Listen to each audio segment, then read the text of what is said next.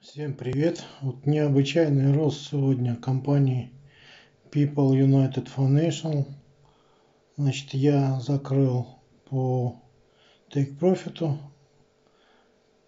бумаги, которые у нас были, весь пакет, потому что рост за один день сегодня составил более 22%.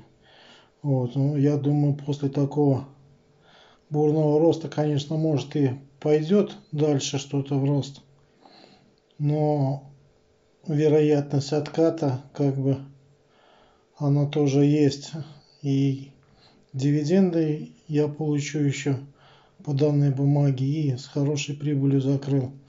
Поэтому компания достаточно интересная. Обратите внимание, выплачивает 18 центов на акцию ежеквартально, что является достаточно таким при даже текущей цене хорошим дивидендным доходом. Это получается 5,6 годовых.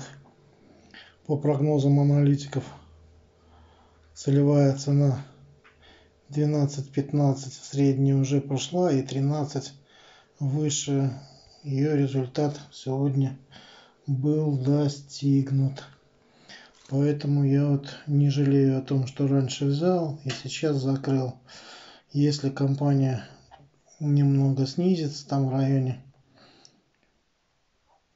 11 долларов 50 центов, я буду ее опять подбирать вплоть до 10 долларов 50 центов. В этом диапазоне, то есть разбежка в доллар, я буду брать ее в долгосрок, так как эта компания является дивидендным аристократом в финансовом секторе, наверное, единственным дивидендным аристократом. Поэтому смотрите, наблюдайте, анализируйте. Возможно, компания будет для вас интересна.